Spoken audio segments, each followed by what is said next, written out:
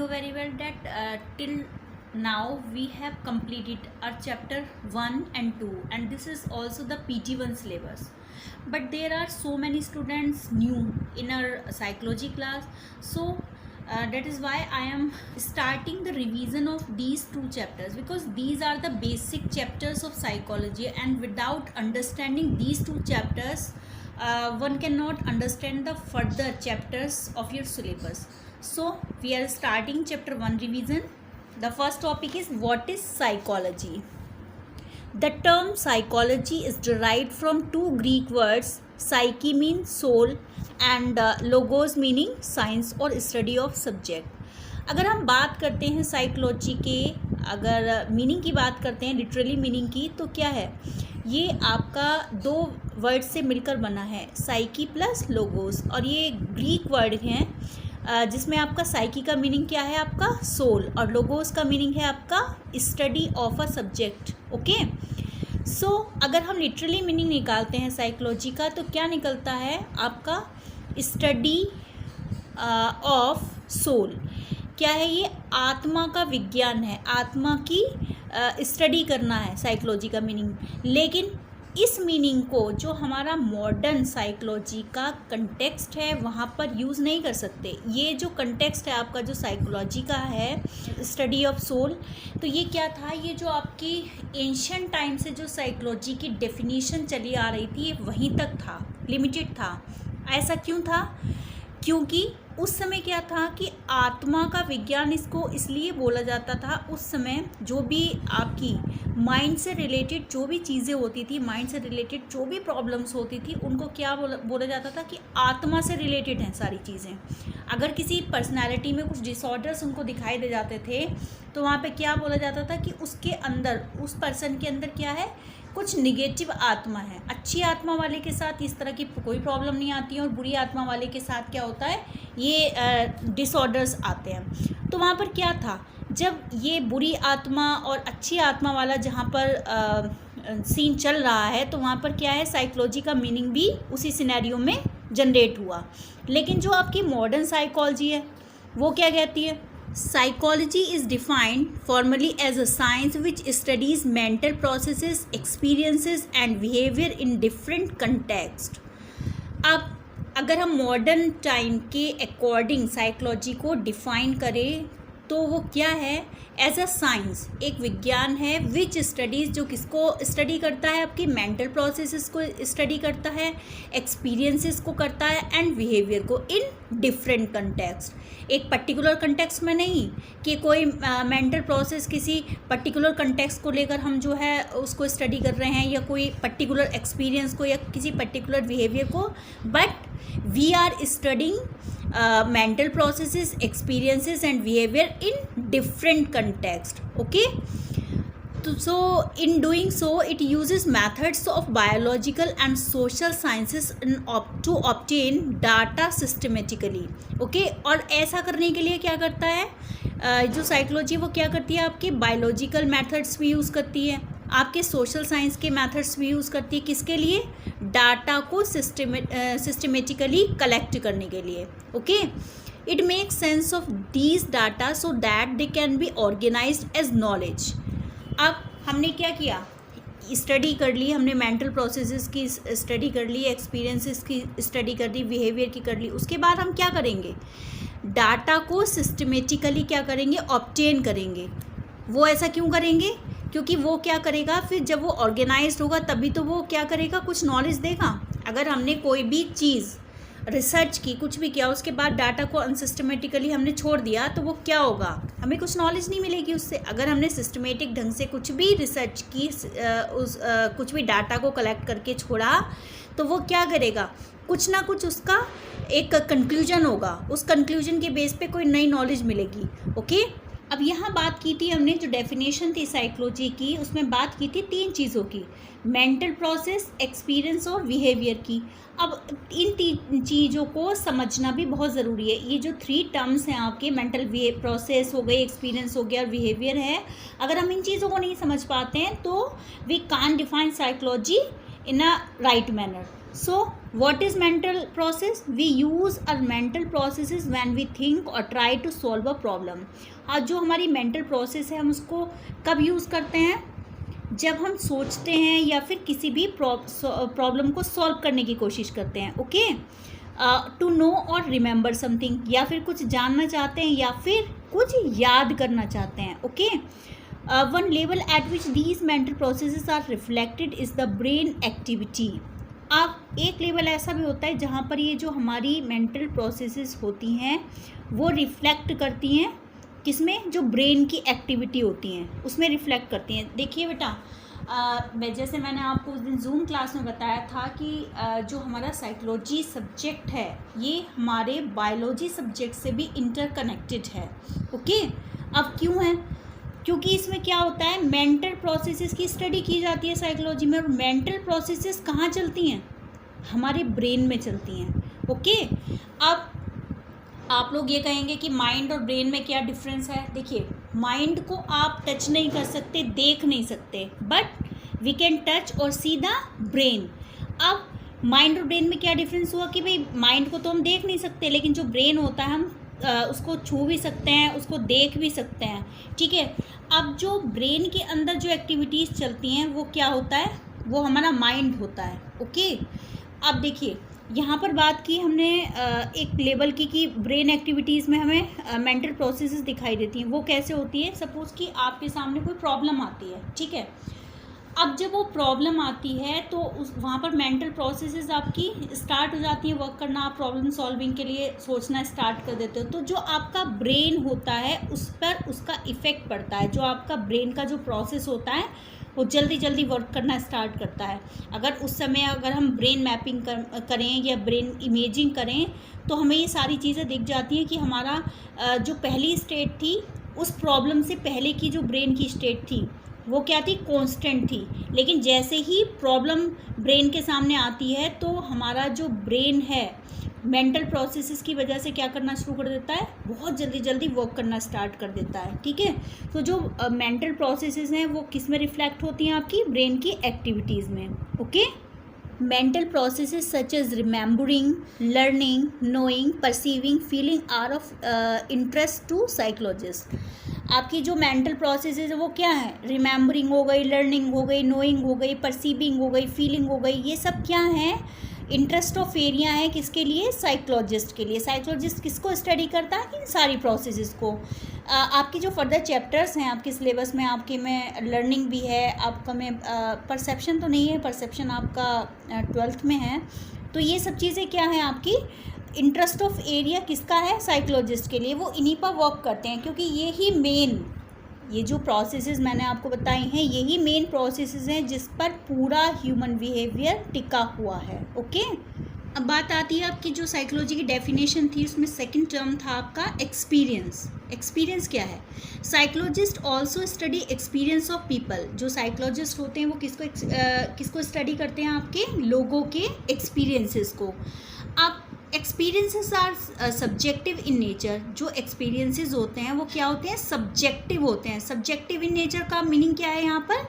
देखिए बेटा, एक पर्टिकुलर प्लेस पर अगर मैं आपको लेके जाती हूँ कभी, ठीक है, एक वर्कशॉप ऑर्गेनाइज कराता है अगर फोर्टिस कभी, तो हम वहाँ आपको अगर लेके जाएंगे तो वहाँ से लौटते समय अगर मैं आपका एक्सपीरियंस पूछूँ तो आप अगर 20 स्टूडेंट हैं तो 20 स्टूडेंट का अलग अलग एक्सपीरियंस होगा. किसी को तो वहाँ जाकर बहुत अच्छा लगेगा, कि कोई कहेगा कि कुछ भी अच्छा नहीं था मैम वहाँ पर. तो वो क्या है? एक्सपीरियंसेस क्या होते हैं? सब्जेक्टिव होते हैं. ऑब्जेक्टिव क्या होगा? एक ही जगह पर मैं आपको लेके गई और सभी बच्चों का फीडबैक कैसा मुझे एक सा मिलेगा. अगर आपको नहीं अच्छा लगा तो सभी बच्चों को बुरा लगेगा, और अगर आप में से किसी एक को अच्छा लगता है तो सभी बच्चों को अच्छा लगेगा. लेकिन जो एक्सपीरियंसेस होते हैं वो कैसे होते हैं? Subjective in nature. We can not directly observe और नो समवन एल्स एक्सपीरियंस. अब हम किसी भी पर्सन के एक्सपीरियंस को हम डायरेक्टली नहीं जान सकते, डायरेक्टली ऑब्जर्व नहीं कर सकते. क्या कर सकते हैं? नहीं कर सकते. सपोज़ कि एक पर्सन है और वो उसके जो अथॉरिटीज़ हैं वो उसको ऑफिस में बुलाते हैं और कुछ चीज़ के लिए उसको स्कॉल्ड करते हैं, डांटते हैं. ठीक है, तो वहाँ पर क्या है, जो एक्सपीरियंस है वो कैसा फील कर रहा है वो बंदा, अंदर से बड़ा ही अच्छा फील नहीं कर रहा है। वहाँ पर उसको लग रहा है कि मेरी कोई मिस्टेक भी नहीं है, तब भी मुझे इतना कुछ सुनाया जा रहा है। तो वहाँ पर क्या है, वो बंदा अच्छा फील नहीं कर रहा, लेकिन उस एक्सपीरियंस को वो शो नहीं कर सकता, ठीक है, क्योंकि वहाँ पे अथॉरिटीज़ हैं। वहाँ पर जो उसकी बात है वो और ज़्यादा बिगड़ सकती है अगर अपना जो अंदर वो फील कर रहा है उस फीलिंग को वो बाहर शेयर कर दे, ठीक है। तो अब जो उसके बॉस हैं या अथॉरिटीज़ हैं वो भी उस चीज़ को नहीं पहचान सकते। वो बाहर से बंदे कहेगा जी सर, जी मैम, जी सर, जी मैम, लेकिन अंदर से वो क्या फील कर रहा है कि काश मेरे पास कुछ ऑप्शन होता तो मैं इस जॉब को ही छोड़ देता, ठीक है। तो जो एक्सपीरियंसेस होते हैं वो उनको हम बाहर से नहीं देख सकते और जान सकते। वो किस पे डिपेंड करता है, उस पर्सन के ऊपर। जैसा वो हमें बताएगा हम उसी को क्या करना पड़ेगा, हमें बिलीव करना पड़ेगा। Only the experiencing person can be aware और बी कॉन्शियस ऑफ हर और हिज एक्सपीरियंसेस। केवल जो बंदा एक्सपीरियंस कर रहा है वो ही उसके लिए कॉन्शियस हो सकता है, जान सकता है, वो जैसा भी एक्सपीरियंस कर रहा होता है। This experiences are embedded in our awareness और consciousness. Psychologists have focused on experiences of pain being experienced by terminally ill patients or of psychological pain felt in bereavement, besides experiences which lead to positive feelings such as in romantic encounters. अब जो psychologist हैं वो किस पे focus करते हैं, उन experiences पर वो कैसे होते हैं, पेनफुल होते हैं, ओके। क्योंकि जो पेनफुल एक्सपीरियंसेस होते हैं लाइफ के, बेटा वही साइकोलॉजिकल डिसऑर्डर्स को जनरेट करते हैं। आपकी लाइफ के जो अच्छे एक्सपीरियंस होते हैं, जो आपकी पॉजिटिव फीलिंग्स होती हैं, वो कभी डिसऑर्डर्स को जनरेट नहीं करेंगे। लेकिन जो हमारी लाइफ में इतने सारे डिसऑर्डर्स होते हैं, जो मेंटली इलनेस आ जाती है, उन सब का जो रूट कॉज होता है वो कहाँ पर मिलता है, आपकी जो पेनफुल एक्सपीरियंसेस होते हैं लाइफ के, जो हमारी ऐसी इवेंट्स होती हैं लाइफ की कि जो हमारे लिए कैसी होती हैं, पेन देती हैं जो हमें, तो वही क्या करती हैं, रूट कॉज बनती है किसका, मेंटल डिसऑर्डर्स का। तो जो साइकोलॉजिस्ट हैं वो किस पर फोकस करते हैं, आपकी उन्हीं पेनफुल एक्सपीरियंसेस पर जिसकी वजह से कोई पेशेंट में वो इलनेस आ गई है, जो उसके अंदर एबनॉर्मेलिटी जनरेट कर रही है, okay. There are some esoteric experiences also which attract the attention of psychologist, such as when a yogi meditates to enter a different level of consciousness and creates a new kind of experiences, or when a drug addict take a particular kind of drug to get a high. Okay, अब जो psychologist हैं उनका जो focus है उन ऐसी situations पर भी रहता है। जैसे एक ड्रग एडिक्ट है, उसका एक्सपीरियंस क्या होता है जब वो किसी पर्टिकुलर ड्रग को लेता है, तो उसके बाद वो कैसा फील करता है, ठीक है। इस पर भी फोकस करते हैं साइकोलॉजिस्ट, क्योंकि आपके जो इतने रिहैबिलिटेशन सेंटर्स हैं वहाँ पे ड्रग एडिक्शन पर भी वर्क किया जाता है, ठीक है, ऐसे पेशेंट्स को ठीक किया जाता है। तो जो साइकोलॉजिस्ट हैं उनका जो फोकस होता है उन एक्सपीरियंस की तरफ भी होता है जो ड्रग एडिक्ट फील करता है, एक्सपीरियंस करता है। कि अब ये जो मेडिटेशन वगैरह ये जो योगी करते हैं वो क्या करते हैं, उसमें जब वो मेडिटेशन वाली प्रोसेस में इंगेज होते हैं तो वो पूरी तरह से क्या हो जाते हैं, अनकॉन्शियस हो जाते हैं, ठीक है। तो ये जो साइकोलॉजिस्ट हैं उस प्रोसेस, उस एक्सपीरियंस के ऊपर भी स्टडी करते हैं कि ऐसी क्या चीज़ उनके माइंड में उस समय चलती है कि वो पूरी तरह से अनकॉन्शियस हो जाते हैं, okay. Experiences are influenced by internal and the external conditions of the experiencer. अब ये भी एक इम्पॉर्टेंट चीज़ है, आपको एक्सपीरियंस के लिए ये ध्यान में रखना ज़रूरी है कि जो एक्सपीरियंसेस होते हैं इसको कौन, हमारी जो इंटरनल और एक्सटर्नल कंडीशन है हमारे मन की, वो भी इफ़ेक्ट डालती है उस पर। सपोज़ कि आप घर से आए हैं, आपको पिकनिक पर जाना है स्कूल की तरफ से, ठीक है, लेकिन आपके घर में कुछ प्रॉब्लम हो जाती है, आपके मदर या फादर उस चीज़ के अगेंस्ट है कि आपको जाना चाहिए, तो वहाँ एक इशू खड़ा हो जाता है जब आप मॉर्निंग में बैग लेकर स्कूल के लिए निकलते हैं। तो वहाँ से क्या है कि एक निगेटिविटी आपके माइंड में आ गई कि अच्छा खासा मैं अपने पिकनिक के लिए जा रहा था और यहाँ पर मम्मी या पापा ने मुझे टोक दिया, ये कुछ कर दिया। तो वहाँ से क्या है, आपका मूड ऑफ हो गया। आप उसी मूड ऑफ के साथ आप स्कूल में आते हो, ठीक है, आप पिकनिक पे चले जाते हो, लेकिन आपको क्या है, सुबह वाली बात सारी पूरा जो बस में आप जा रहे हो तो वो भी चीज़ बार बार आपको रिमाइंड होती रहती है, आपके माइंड में आप याद करते रहते हो कि मम्मी ने ये कहा था या पापा ने ये कहा था। और आपको ये भी पता है कि घर जब जाओगे तो पता नहीं उनका रिस्पॉन्स क्या होगा। तो वो क्या है, जब आपसे कोई ये पूछेगा कि आपका पिकनिक का रिस्पॉन्स कैसा रहा, तो आप क्या बताओगे कि ठीक रहा, ठीक है, जबकि और बच्चों ने एंजॉय किया। तो वो क्यों? क्योंकि आपकी जो इंटरनल स्टेट ऑफ माइंड थी वो क्या थी, ख़राब थी। उस समय आपके जो घर का इन्वायरमेंट था उसने आपका जो मूड था वो ऑफ कर दिया। ठीक है, मूड ऑफ लेकर आप पिकनिक पर जब गए तो वहाँ पर सब कुछ अच्छा था, लेकिन आपने कैसा एक्सपीरियंस लिया वहाँ से? बेकार एक्सपीरियंस लिया, एक बैड एक्सपीरियंस आपके लिए हो गया। तो ये जो एक्सपीरियंसेस होते हैं हमारी किस पर डिपेंड करते हैं? हमारी जो इंटरनल और एक्सटर्नल कंडीशंस होते हैं उस पर भी डिपेंड करते हैं। Okay, so now at the last the term is behaviours. ये जो बिहेवियर टर्म है आपका, ये साइकोलॉजी में लास्ट टर्म है साइकोलॉजी की डेफिनेशन के अकॉर्डिंग। क्या है? Behaviours are responses or reactions we make or activities we engage in. Behaviours क्या है? बिहेवियर्स वो रिस्पॉन्सेस और रिएक्शन है जो हम कब करते हैं? किसी भी एक्टिविटी में जब हम इंगेज होते हैं। ठीक है, When something is hurled at you, your eyes blink in a simple reflex action. Like suddenly आपके आगे कोई चीज़ आती है तो आप क्या करेंगे? आइज़ ब्लिंक करेंगे। ठीक है, आइज़ ब्लिंक हमारी ऑटोमेटिकली हो जाती है। तो वो क्या है? हमारा बिहेवियर है। जो रिस्पॉन्स हमने दिया वो हमारा क्या है? बिहेवियर है। You are taking an examination and can feel your heart pounding. You decide to go for a particular movie with a friend. Behaviors may be simple or complex, short or enduring. जब हम examination hall में जाते हैं तो जो हमारा heart है वो क्या करता है? पाउंडिंग करता है। ठीक है, लेकिन जब हम पर्टिकुलर मूवी के लिए जाते हैं, अपने किसी फ्रेंड के साथ डिसाइड करते हैं जाने के लिए, तो जो हमारा बिहेवियर वो सिंपल भी हो सकता है, कॉम्प्लेक्स भी हो सकता है, शॉर्ट और एंड्योरिंग भी हो सकता है। ठीक है, some behaviours are overt, they can be outwardly seen और सेंस्ड बाय एन ऑब्जर्वर। अब जो बिहेवियर होते हैं वो भी 2 टाइप्स के मैंने आपको बताए थे जूम मीटिंग में, ओवर्ट और कोवर्ट। जो ओवर्ट बिहेवियर होता है उसको क्या कर सकते हैं हम? आउटवर्डली सीन कर सकते हैं, देख सकते हैं, या फिर ऑब्जर्वर उनको सेंस कर सकता है। सम आर इंटरनल और ओवर्ट। अब जो सम बिहेवियर्स होते हैं वो कैसे होते हैं? इंटरनल और कोवर्ट होते हैं, हम उनको देख नहीं सकते, outwardly we can't see them. Okay, when you are in a difficult situation while playing a game of chess, you almost feel your hands muscles twitching trying to experiment with the move.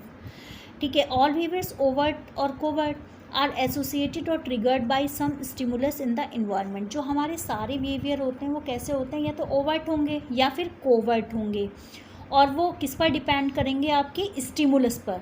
अगर stimulus मिलेगा तभी तो हमारा behaviour generate होगा। Suppose कि आप किसी person के साथ बहुत अच्छे से इंगेज हैं, आपकी फ्रेंडशिप है, और अचानक से आपको ये पता चलता है कि वो बंदा चीट कर रहा है आपको, तो वहाँ पर क्या है? जो आपका बिहेवियर होगा उस बंदे के टुवार्ड्स वो कैसा हो जाएगा? चेंज हो जाएगा। ठीक है, आप उससे कम बोलना स्टार्ट कर दोगे या कुछ है। अब उस जो पर्सन है जो आपको चीट कर रहा है उसको तो नहीं पता कि आपको उसकी चीटिंग के बारे में पता चल गया है, लेकिन आप के अंदर क्या है? एक बिहेवियर चल रहा है, और वो ओवर्ट भी हो सकता है, कोवर्ट भी। आप उससे सारा कुछ जो है डायरेक्टली बता भी सकते हो कि मुझे आपसे कोई फ्रेंडशिप नहीं रखनी है और आपके बारे में मुझे पता चल चुका है कि आप पीठ पीछे मेरी बुराई करते हैं। ठीक है, या फिर आप उससे क्या करोगे? आप उसको ये शो ना करके, डायरेक्टली शो ना करके क्या करोगे? जो आपका कोवर्ट बिहेवियर, उसके थ्रू उसको धीरे धीरे रियलाइज़ कराओगे और उससे अपना जो कनेक्शन है या अपनी फ्रेंडशिप है वो ख़त्म कर लोगे धीरे धीरे।